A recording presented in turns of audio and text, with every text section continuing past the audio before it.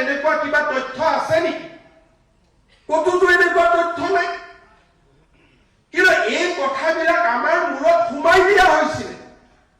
আৰু আজি কিছুমান অসমীয়া মানুহে মোকেই ক'ব যে হিমন্ত বিশ্ব শৰ্মাই কৈ দিলে শংকৰ আদান নাই বুলি। হয়, মই কৈছো, অসমৰ মুখ্যমন্ত্ৰী হিচাপে কৈছো, শংকৰ মাধৱ আছে, শংকৰ আদান অসমত নাছিলে। শংকৰদেৱৰ প্ৰপন্ন শিষ্য মাধৱদেৱ আছিল। হয়, আছে আদান ভূমি, নিজৰ জাগাত আছে। শংকৰ আৰু আদানক সংলগ্ন কৰি আমাৰ যুঁজখন দুৰ্বল কৰিব নালাগে।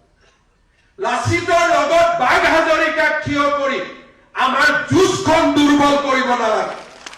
কোনোবা যদি বাঘ হাজৰিকা আছিলে তেওঁ নিজৰ জাগাত থাকক, কিন্তু আমি লাচিতক চাব বিচাৰো যে মোগলক পৰাজিত কৰা এজন বিশ্ব বিজয়ী ব্যক্তি হিচাপে, বীৰ হিচাপে।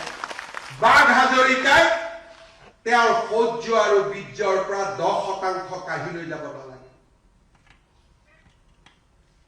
কি বুজোৱা হৈছে যে মোগলক লাচিতে পৰাজিত কৰা নাছিল, বাঘ হাজৰিকাৰ বুদ্ধিতহে লাচিতে মোগলক পৰাজিত কৰিল।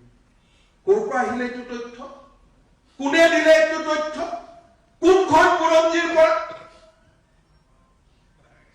আমাৰ এনেকুৱা ধৰণে কোৱা হয় যে শংকৰ আৰু আদানে দুয়োজনে যেনে মিলি মিলি একেলগে নাৱত ধৰ্ম প্ৰচাৰ কৰি আগবাঢ়ি গৈ আছিল।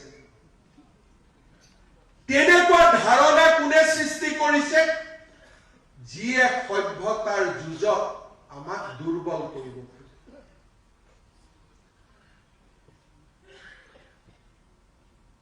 মই একেলগে দুৰ্গা পূজাত যাম, বঙালী মানুহজনো একেলগে দুৰ্গা পূজাত যাম, দুৰ্গা গোসানীক আমি দুয়োজনে একেলগে সেৱা কৰিম, কিন্তু আমি দুইজন শত্ৰু। আৰু বাংলাদেশৰ পৰা অহা সকল হল আমাৰ বন্ধু। এই থিয়ৰিটো কেনেকুৱা?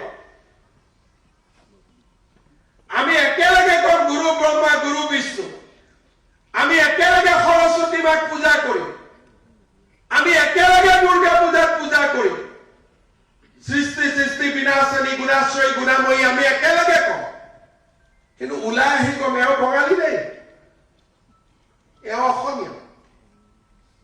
আৰু যিসকলে আমাৰ লগত একেলগে দুৰ্গা পূজা নকৰে, একেলগে নাম নকৰে, পাল নাম নকৰে, তেওঁলোক আমাৰ বন্ধু, কাৰণ আমি শংকৰ আৰু আদানৰ দেশৰ মানুহ। ই কেনেধৰণৰ পলিটিকেল ডেফিনেশ্যন? ই কি ধৰণৰ ৰাজনৈতিক সংজ্ঞা? জাতিটোক ভিতৰৰ পৰা দুৰ্বল কৰা, সভ্যতাৰ যুঁজত আমাক ভিতৰৰ পৰা দুৰ্বল কৰা, এয়া ষড়যন্ত্ৰৰ বাহিৰে আন একো নহয়।